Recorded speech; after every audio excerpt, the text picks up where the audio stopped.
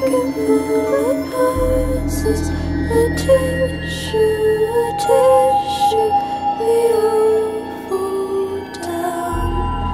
one quick finale. They're doing this great. Are you sad? Oh, that's good. Okay. It's good that you're not sad.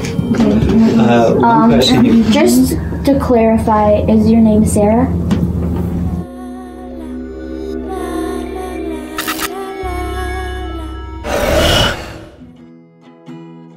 Two pieces of the same heart, two halves of the same story, two harmonies to the same song.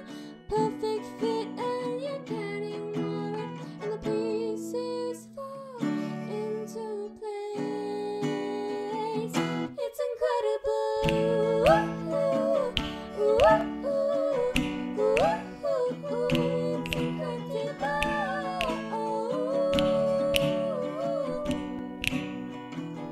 It's incredible. Tooele? Out in Tooele for a ghost tour.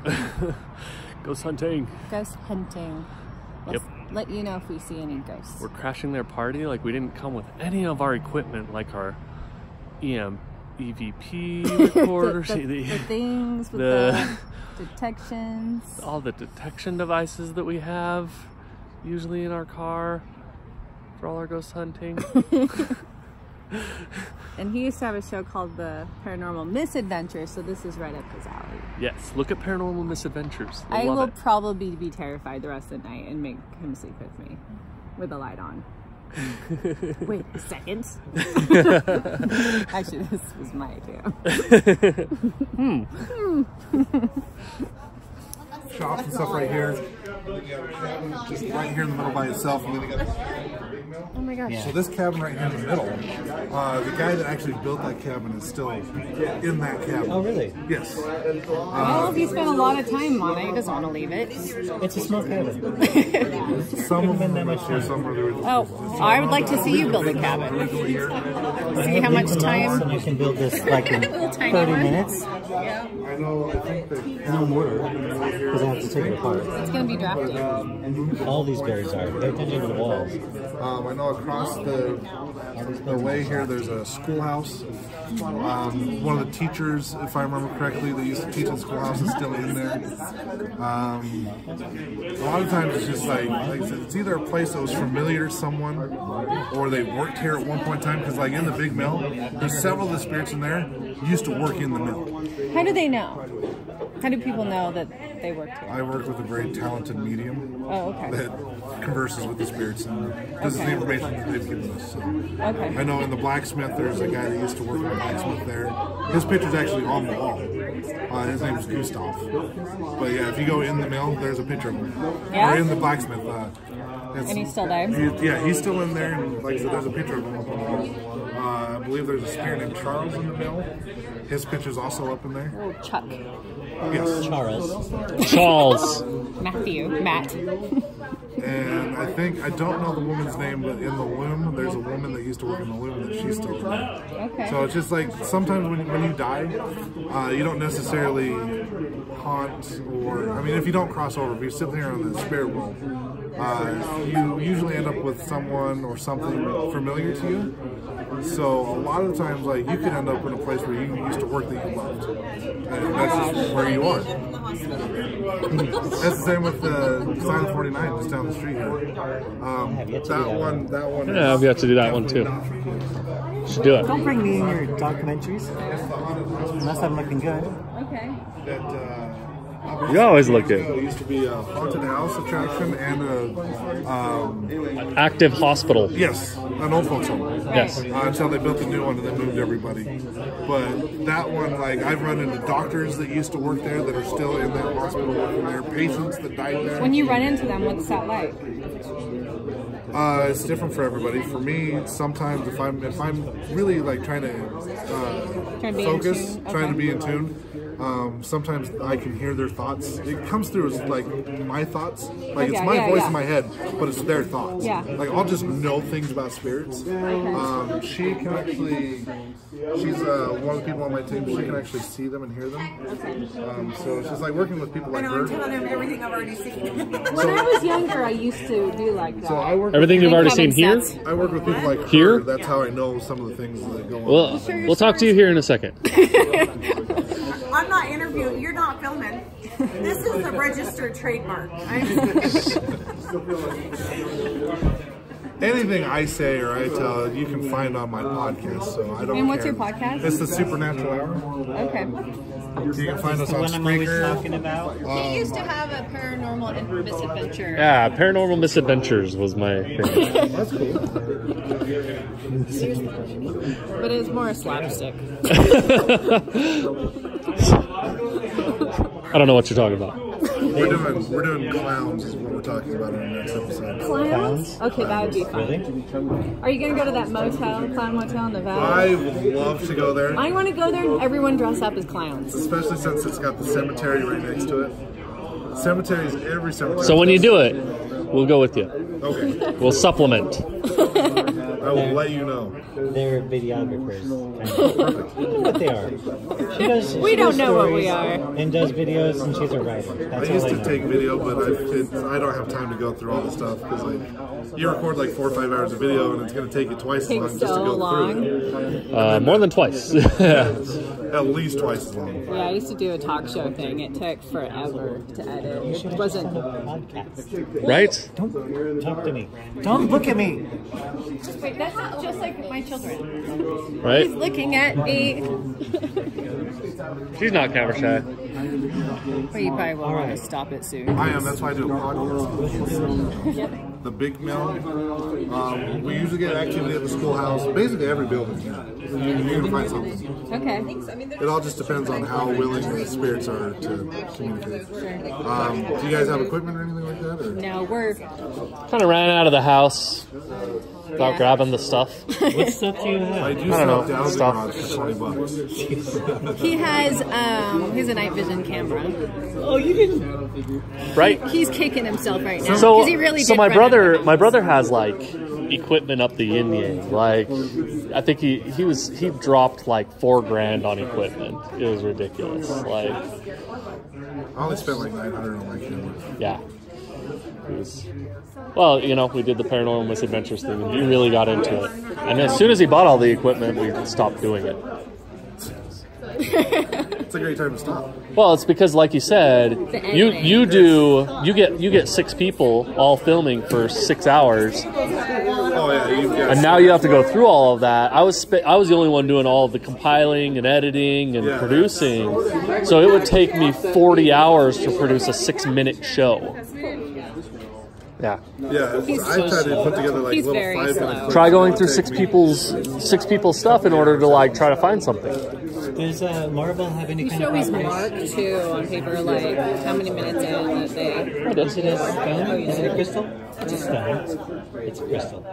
But you don't know. Oh, I've never like if marbled something anything. happened? Yeah, nothing ever happened. That's the problem. I've never We don't know. I'm not. I'm We like don't want to make this. I'm the ultimate skeptic. You probably want to stop it when it's. I already said March. H. Yeah, I already said it. Mark, Laura. yeah. Nice to meet you. Nice to meet you, Mark. So I've never been to this location. Oh, yes. I've never been to this location. Neither I. So tell me what you said. You see things already, feel things already. What are you seeing? What are you feeling? So there's a little pioneer girl over here. There's a little Where's over here? like between, you can see the silhouettes now. See that tree Yeah. back over there? So I've seen a little pioneer girl. Okay. There's a boy that's, I don't know if this is a gift shop because I've never been here or not.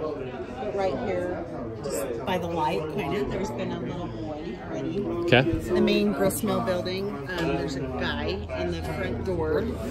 Upstairs, I saw people peeking out the window already. Okay.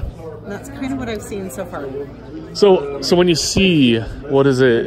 Because it's not like like light seeing, right? It's like a third eye type seeing. So with me, and I haven't figured out a rhyme or reason. I've seen spirit since I was little, very little, almost as long as I can remember, and heard spirit. And sometimes, and I don't know the rhyme or reason yet, but sometimes it's like you and I. Like, it's that clear, and sometimes it's more, I just know they're there and I can see them in my mind's eye and describe them, and people will validate that that's their grandma or their, you know, whatever. I do medium readings, you know, and I don't know the rhyme or reason as to why sometimes it's more clear than others, and so, you know. So I'm curious about, so how accurate when you see something, because there's a lot of providence in an area, right? Like when you go into a home or something like that. I assume you go in blind, or do you do research on a location? I don't research. So how accurate from your experiences have your readings been with that? It's really hard to say. Like my readings? Well, not readings, sorry. Like my investigations. Your investigations, I should say. There's a couple of people on our team that rely a lot on the dowsing rods. And even tonight, sitting and listening to Mike try and help people get his spirit guides, I'm listening to him. His back is to me, and he'll ask a question to the dowsing rods, and I'll say, it's great-great-grandma. And I can hear him validating. So it's hard to say. On dowsing rods, I'm like almost 100%. Okay. Nobody's perfect. I'm probably 90%, you know, in accordance with the dowsing rods, but who knows how accurate that is either. So, but pretty accurate. Cool. What about your readings? My readings are pretty accurate as well. Yeah? Yeah. Okay. Yeah. Once again, it's hard to give you a percentage, but so my people are happy. So maybe later on, would you do a reading for me? Okay, because I've never had one. Yeah, I'll try and open up to that. Yeah. Okay. I try and close down as much as I can from that, but I will open up for you. Okay. Yeah. Awesome. Thank you. Yeah. Cool. We're gonna go. Have fun. Thank you. Yeah. So, Pioneer Girl. Over there. Pioneer Girl, right there, the silhouette. Yeah. Little boy by the light. Yep. Somebody in the grist mill over here. Yeah, there's definitely somebody in the and then upstairs in the window. Upstairs, and in the doorway I saw a gentleman. Cool. What's your name? Katrina. Okay. So are you Melba's mom, or is she Melba's mom?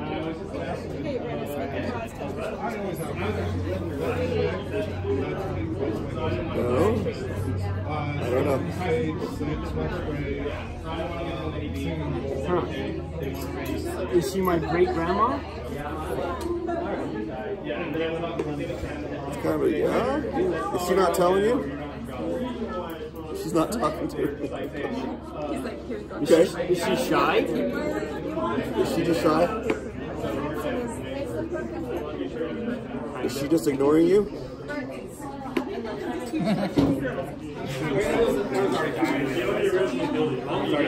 Sorry, I was interested in this seance they were doing.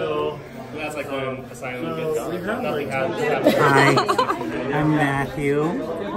It's my phone. I don't have anything more to say. Now you have to ask a question. So what's the science behind this?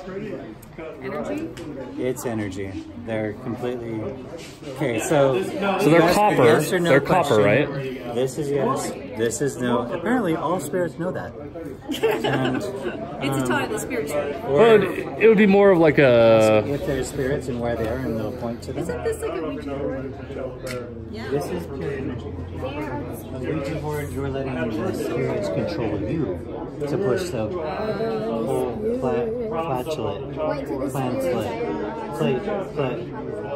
what's the thing called? Plagiarism. Not that one. Planchette. Okay. You're letting them control, because they're not moving it. Yeah. They're controlling your body to control it. That's probably not a good thing. They're only controlling these. They're not controlling your body. Maybe. Maybe. That's yes. Maybe. So, what was your name? My name is Paul. Paul, I'm Mark.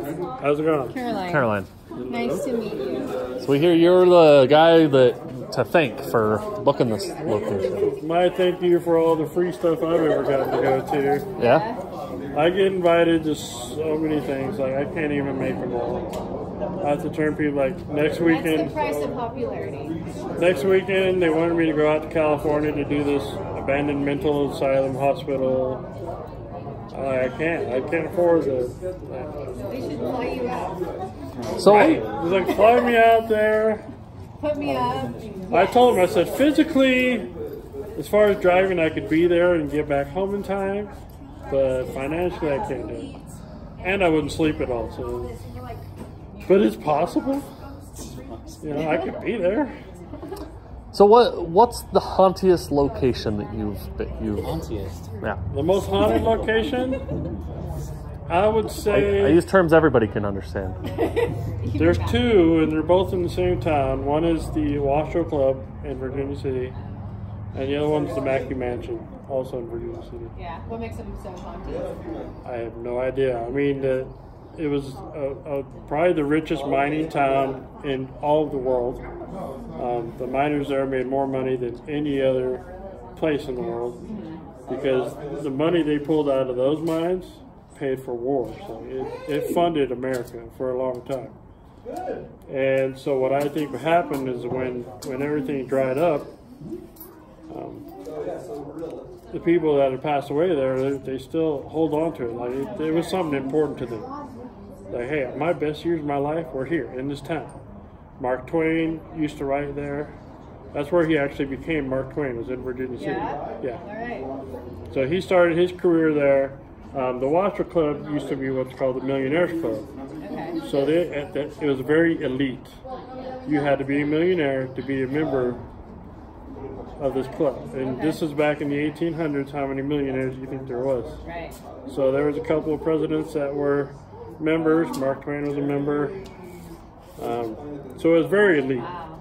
And that's one of the hauntiest places you've Oh, been to. what I caught there is amazing. What?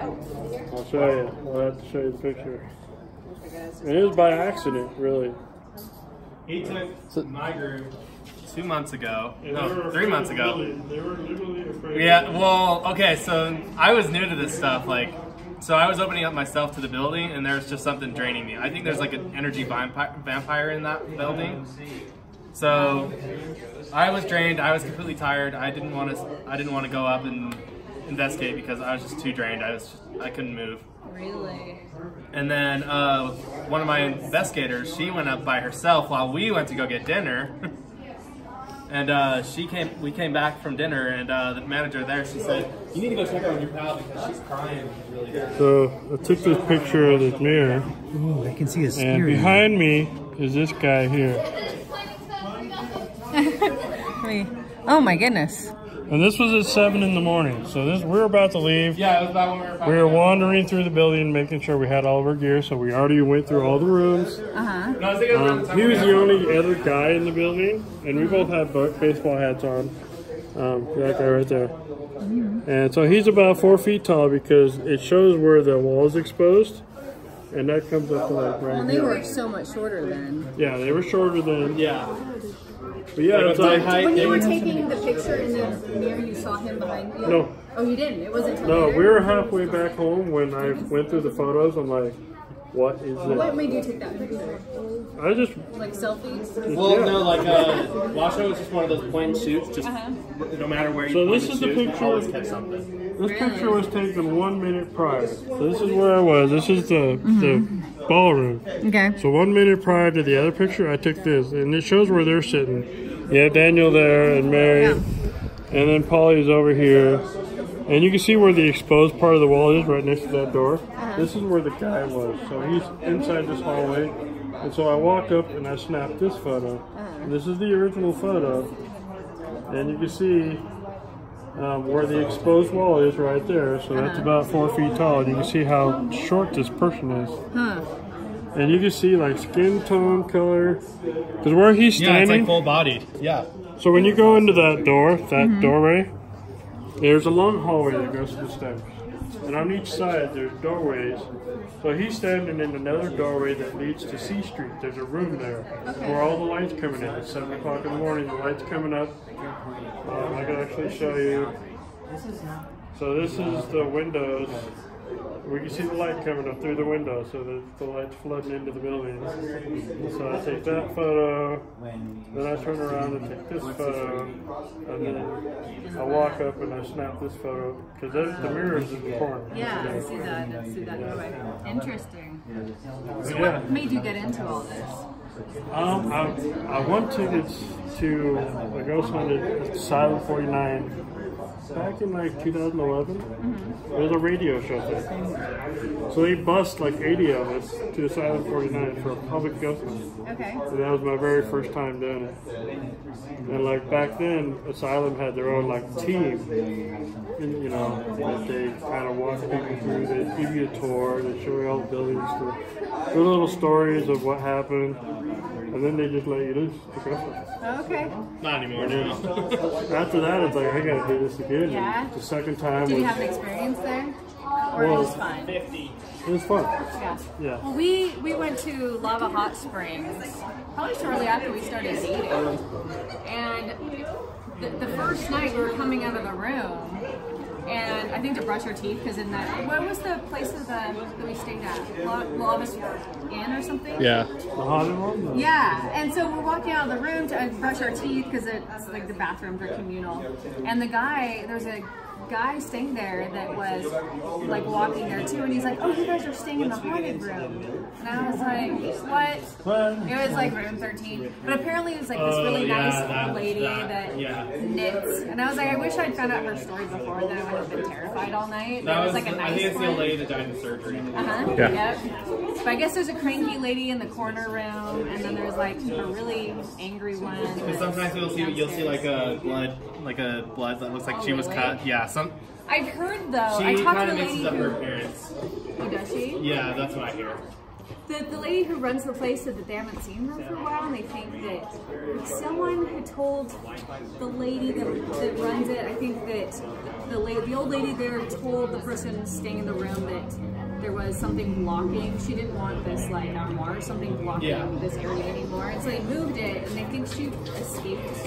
She like was able to leave. Yeah, I heard about because that. Of that like, I heard room that was into the surgery. they had another spirit that passed over too, and they were kind of upset because that was one of their most. The same trip to the Washoe Club. We went down to the museum, which is a separate part of the building.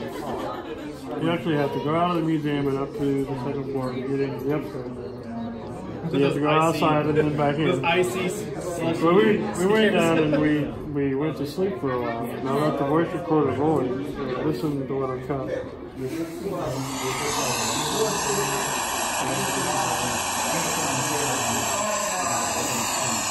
Yeah, there was nobody up there. It was just... That you heard that voice? Well, the voice recorder caught it. Yeah, both of those voices were spirit. Yeah. So you totally hear that. Yeah, no, when we were sleeping in the crypt, the museum part of Washoe She's like Club, a cranky old we were lady. hearing like people walking and talking upstairs, and we're like, somebody's up there. Yeah, it's crazy. The building is... That's crazy. Could you hear? Was it only through the recording that you heard the voice? Well, we weren't upstairs, so we couldn't hear it from... We were asleep downstairs. We were either asleep or we were crawling in bed getting ready to sleep. Who recorded that? Who did you say? I left the voice recorder rolling. Yeah, no, he left the voice So I've been to the Washoe Club like 5 times. Well, more than that if you count just the times I've gone in there over the 19 years I've been out there. But I've investigated it 5 times. But I've learned over the years, like, if you go down to the museum where you're outside of the main part of the building, you just leave voice recorders rolling. Okay. And you catch footsteps, but like in this 15-minute span, like I caught those 2 voices, another female's like, you got it. You know, like, and there's nobody upstairs. So you're listening to all of the audio from the whole night? Yeah. Wow.